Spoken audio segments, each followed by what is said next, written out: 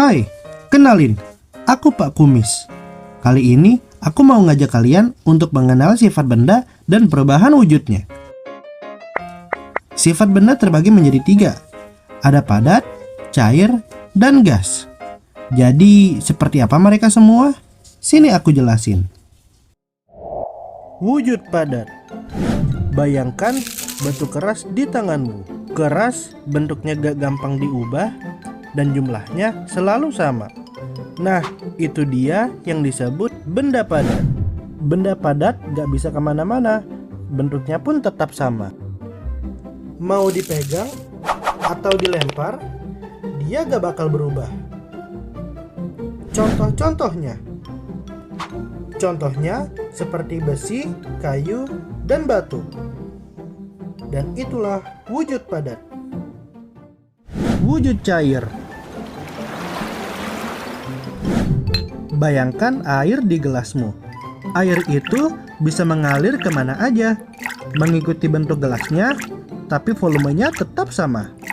Itulah yang disebut cair, salah satu wujud benda di sekitar kita.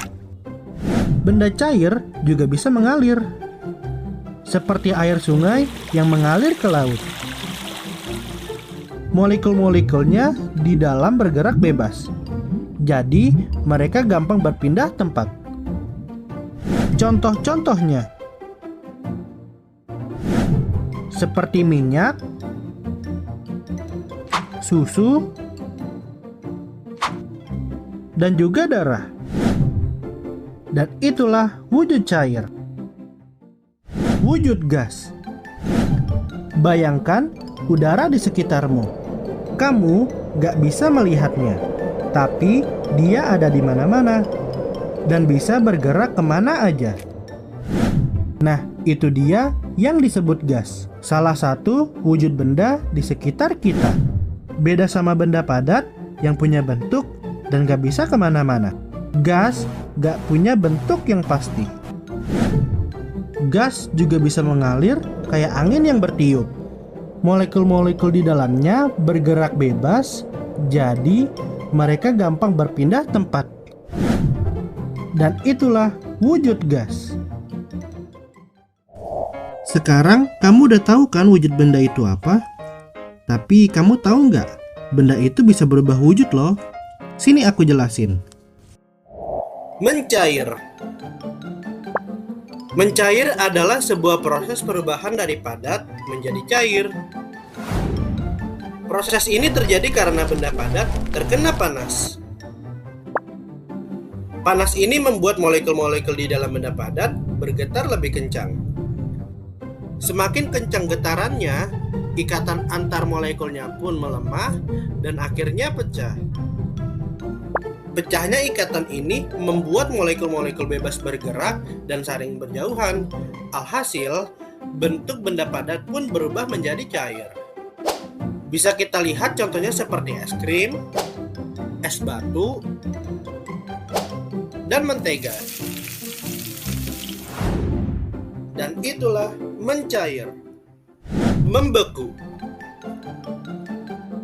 Membeku adalah proses benda cair berubah menjadi padat.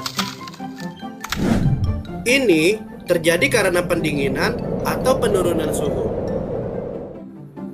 Molekul-molekulnya bergerak lambat, saling berdekatan, dan menempel satu sama lain, sehingga membentuk struktur yang kaku. Kita bisa mencobanya pada daging mentah. Kemudian, kita masukkan ke dalam freezer. Tunggu sampai beberapa jam. Setelah itu, coba ambil dagingnya kembali. Dan kamu akan mendapatkan dagingnya sudah membeku. Dan itulah membeku. Menyublim. Bayangkan, kapur baros kesayanganmu di lemari. Perlahan, kapur baros itu menghilang tanpa meninggalkan bekas, berubah menjadi uap harum yang menyebar di ruangan. Sublimasi adalah saat benda padat seperti kapur baros langsung berubah menjadi gas tanpa melalui fase cair. Bayangkan molekul-molekul kapur baros itu mendapat energi panas seperti disinari matahari dan mereka jadi semangat untuk kabur dari ikatan dan terbang bebas di udara. Faktor-faktornya: semakin rendahnya tekanan, semakin mudah pula molekulnya kabur. Semakin panas, semakin cepat pula molekulnya kabur. Selain kapur barus, contoh lain dari menyublim adalah dry ice. Dan itulah menyublim. Mengembun. Pernah tidak kamu merasakan ketika pagi hari kamu lihat ke jendela ada butiran-butiran air? Itu namanya embun. Saat malam hari, udara jadi lebih dingin. Uap airnya jadi kehilangan energi dan bergerak lebih lambat. Dan akhirnya berubah menjadi air. Semakin dingin udaranya, semakin banyak embun yang terbentuk. Embun biasanya banyak terdapat di tempat-tempat dingin, seperti rumput, daun, kaca, atau benda-benda yang dingin. Dan itulah mengembun. Menguap. Pernahkah kamu perhatikan saat air dipanaskan, perlahan airnya mulai menghilang dan berubah menjadi uap? Nah, proses menghilang ini disebut penguapan atau evaporasi. Menguap ini kebalikannya dari mengembun. Kalau mengembun itu dari gas ke cair, maka menguap itu dari cair ke gas.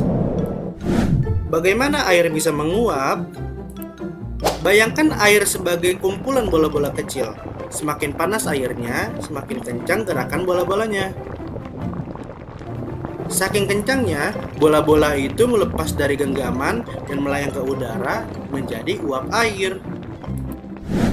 Lalu, apa yang bikin air itu cepat menguap?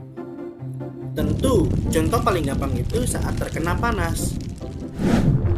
Seperti pada saat merebus air, menggunakan hair dryer, dan menjemur pakaian. Dan itulah menguap. Nah, sekarang kamu udah tahu kan wujud benda dan perubahannya? Karena kamu udah ngerti, aku mau kasih kamu beberapa pertanyaan. Yang pertama, apakah minyak itu bisa membeku? Yang kedua, apakah angin itu merupakan wujud gas? Yang ketiga, apakah telur dapat dikatakan membeku apabila telurnya dipanaskan atau didinginkan? Tolong dijawab ya.